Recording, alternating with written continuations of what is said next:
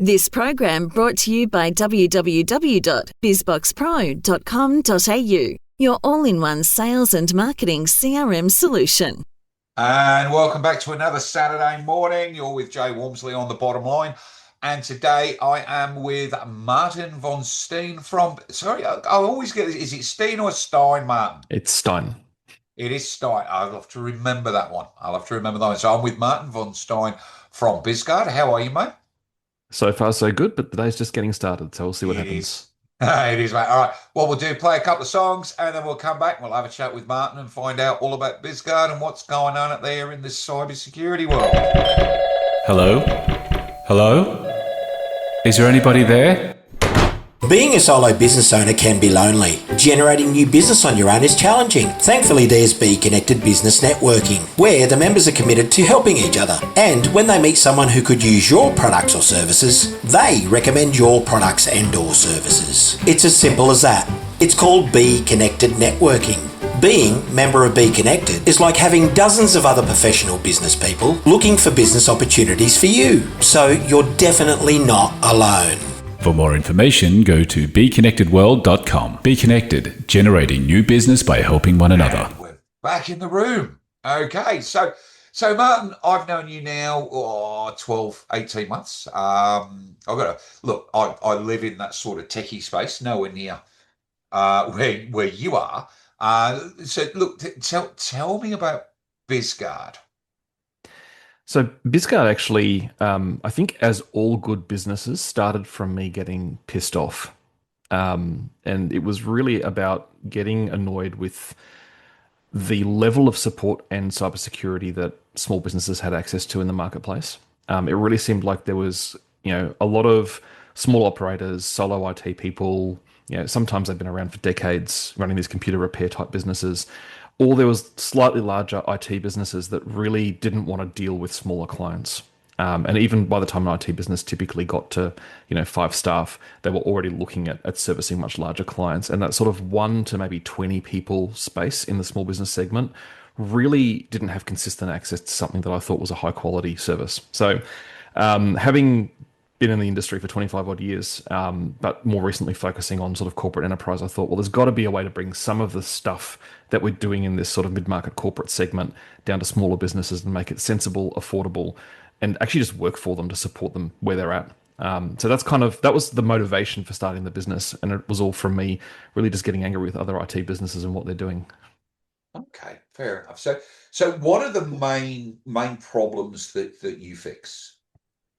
So it's different for different people because much like yourself, different business owners are at a different level in their tech savviness. So for some businesses, we are just providing cyber protection and then just helping out around the fringes if something does go wrong and the business owner or one of their team does all the day-to-day kind of IT support if stuff comes up. With other businesses, we do everything. So we are their first point of call if there's an IT problem for their team. We're managing their Microsoft 365, their Google, etc. The one theme that is consistent, though, for the majority of our clients is that we are generally providing some kind of cybersecurity service to them. And that's where I want to look at, because you and I, we talk about a lot of different things. We talk about, DSS, PCI compliance and all that sort of stuff. But I think at the end of the day, the average small business owner out there, I think their main concern, because we're not talking big companies with big servers and all that. So, do people still have servers these days, or is it all cloud-based? Yeah, we really don't see it a whole lot. So, across 90 odd clients, I think we're managing 3 servers and 2 of them belong to one client. So it gives you a rough flavor for it. So most people are just using cloud-based. So that's it. So, okay. So back to where I was going with this one. I'm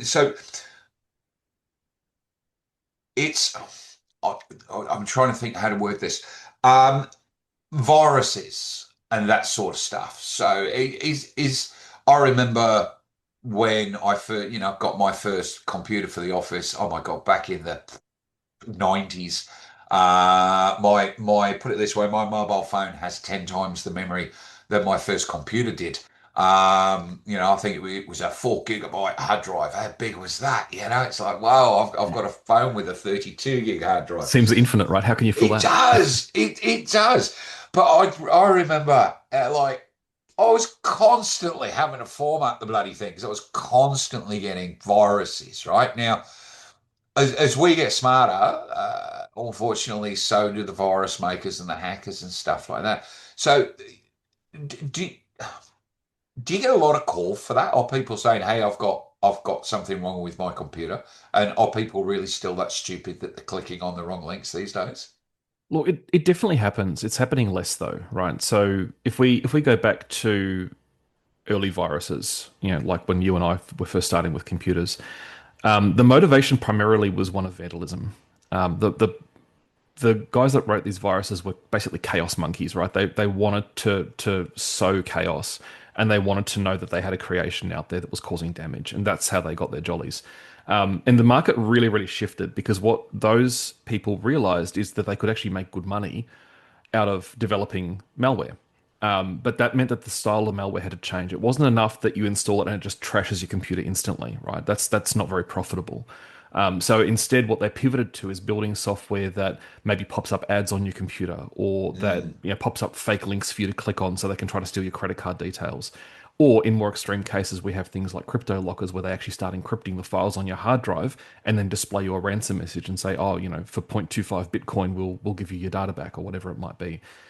So the profit business model has kind of evolved in that hacking space, from it being a hobby vandalism kind of approach to being something they're actually trying to drive revenue out of. So with that shift, though, what we're also finding is that at the same time, because more stuff is going to the cloud, there's less handling of things like USB drives, for example. Like once upon a time, you want to give someone some documents, you give them a USB drive. You'd say, "Oh, hand me your drive, and I'll copy it on." Nowadays, we just send things via email. We send shortcut links to OneDrive or to Google Drive or to Dropbox. So there's less opportunity for those malicious bits of software to get on. So it does still happen, but it's a lot rarer these days. What we're seeing though is a lot of hacking against people's Google and Microsoft, and a lot of phishing where they're trying to trick people into giving up their admin credentials so they can go in and cause grief with that. So that's kind of like the new generation of that now.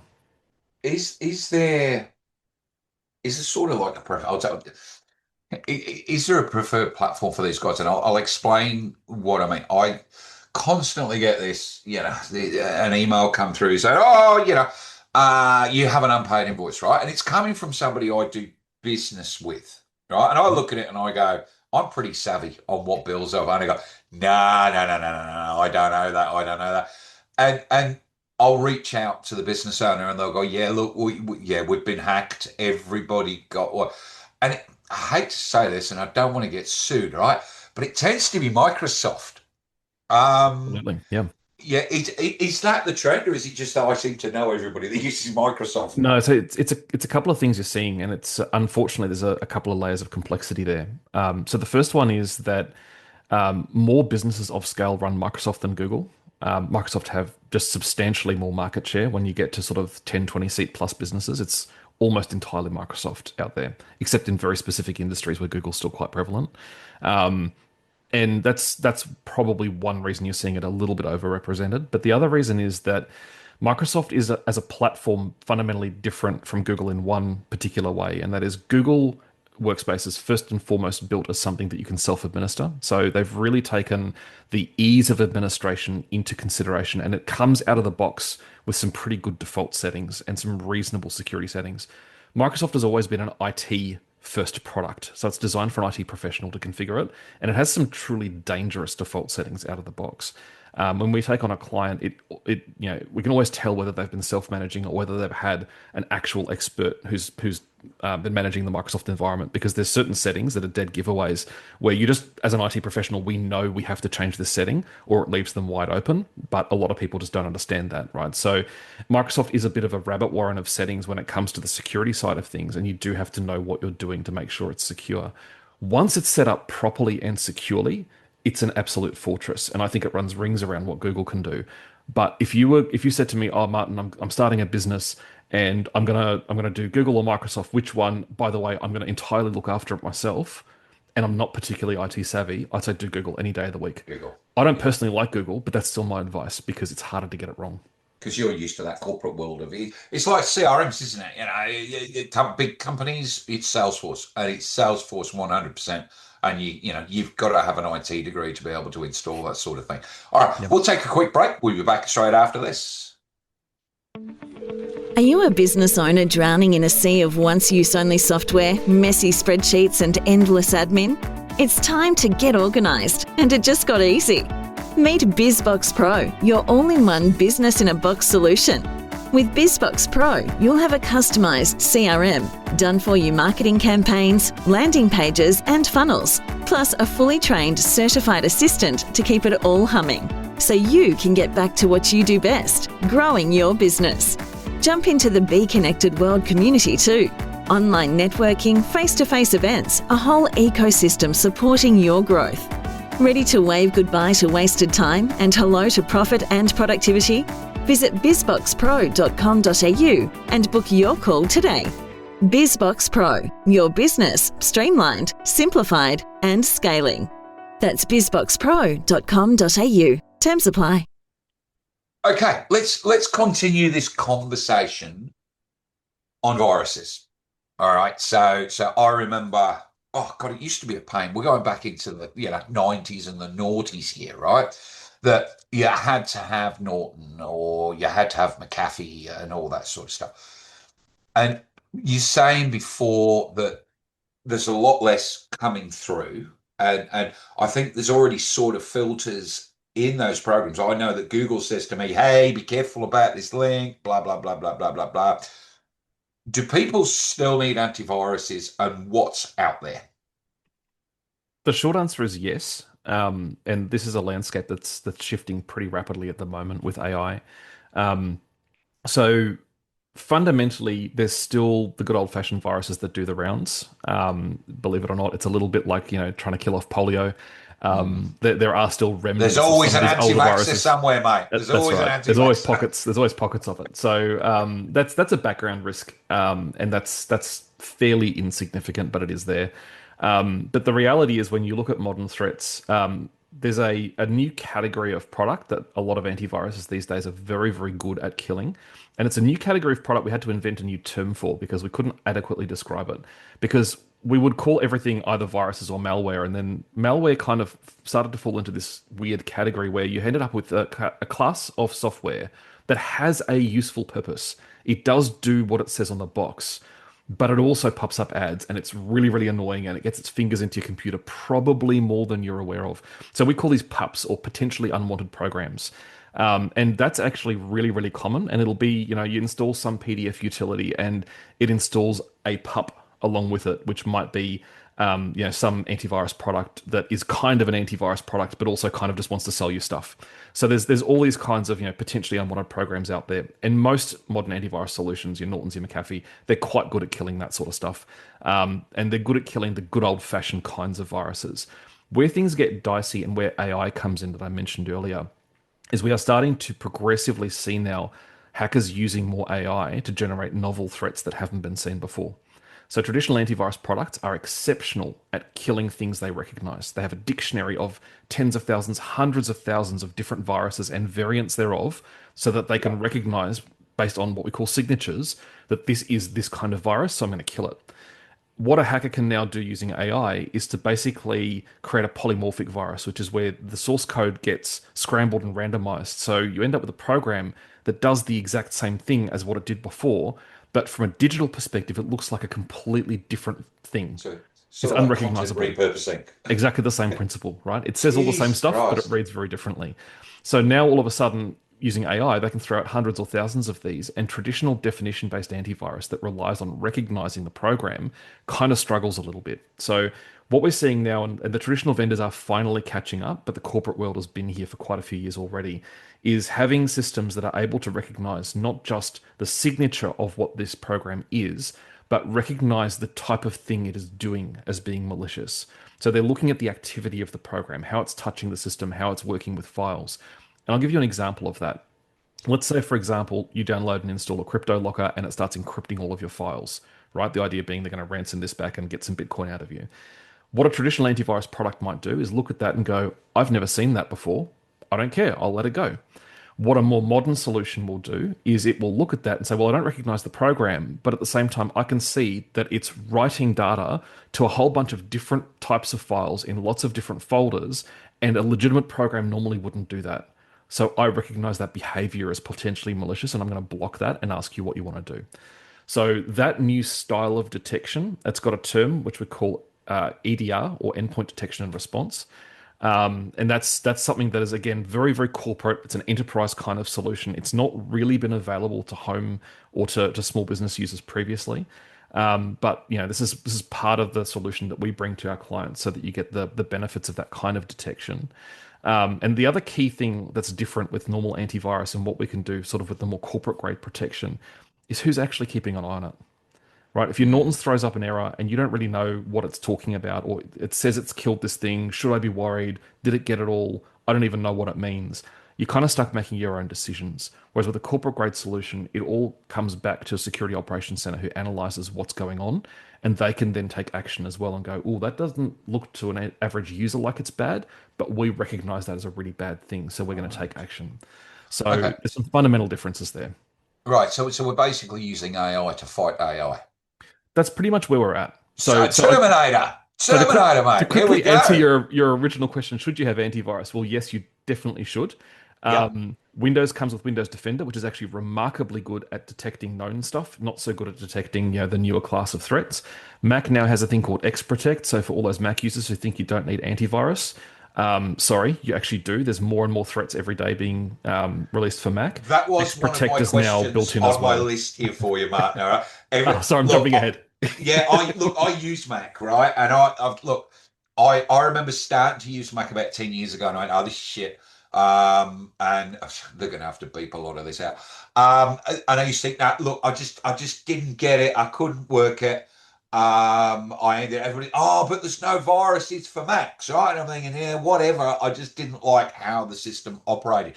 Then when COVID hit and I got stuck at home, I just thought, well, stuff it. Let's go. I needed a new computer, and I went into Mac, and I've fallen in love with Mac. So I've got the Mac that we're talking on at the moment. I've got 2 iPads, laptops, phone, and I just love the way it all works together. But then my question is, are there still viruses for Macs? Which clearly they are. Now, when you talk, I didn't know what's that thing called. Let me write it down. There's one for Mac.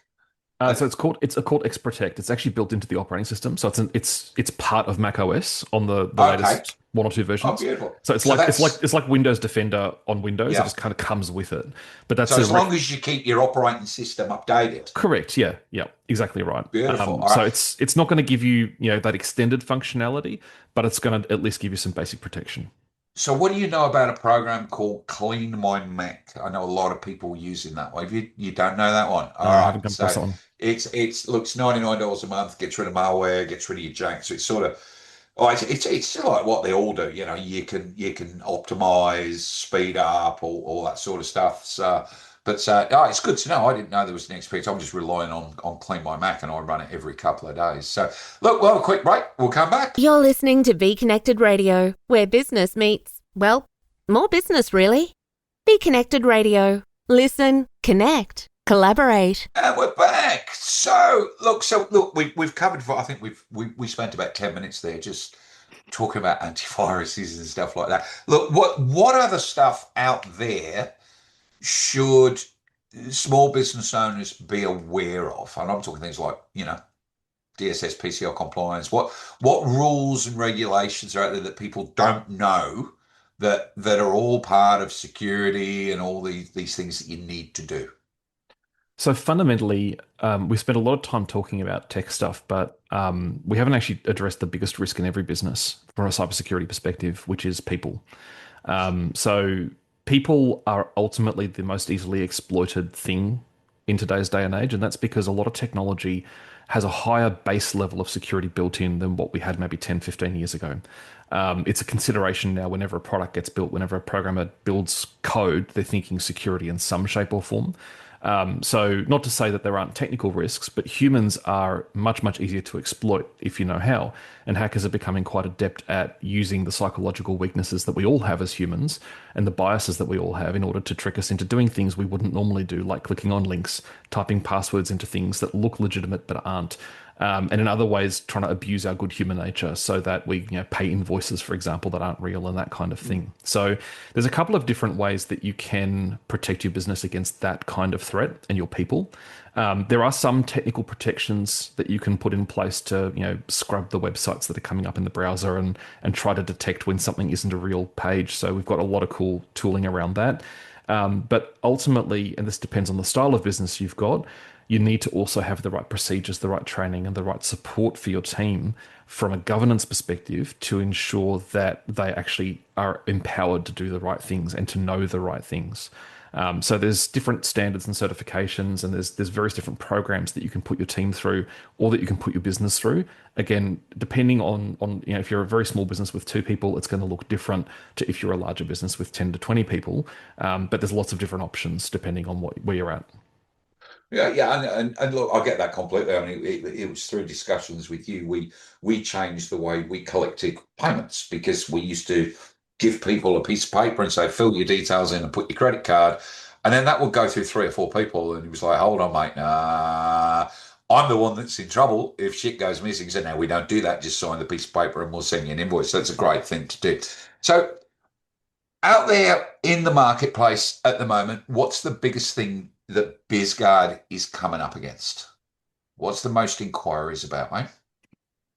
So it's actually really interesting. It very much was all cybersecurity until probably about 3 or 4 months ago, and now it's actually looped back around.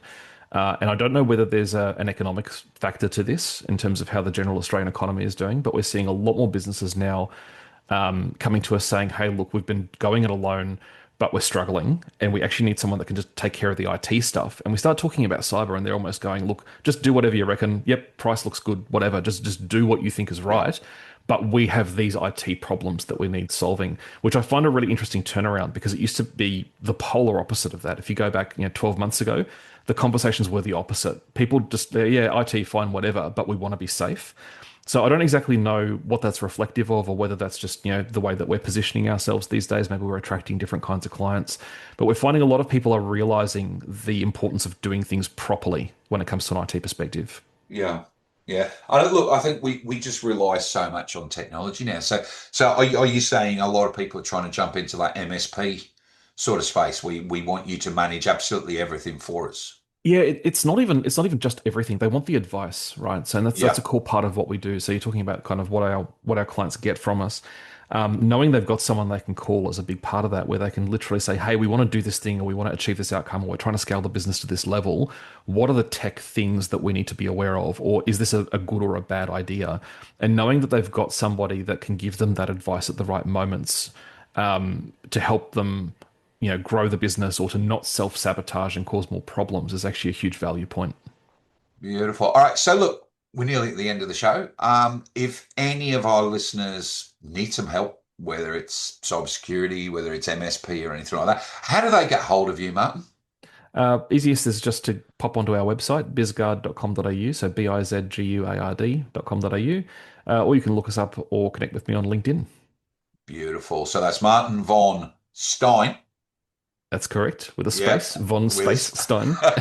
Beautiful. Martin, it's been an absolute pleasure having you here today. Mate, I think, look, we've only got a 1 hour show and we've already talked for about 25 minutes. And I reckon we could have many, many more conversations about what's going on out there in the marketplace. So look, thank you very much for your time. I'll catch up with you shortly. Absolute pleasure. See you later.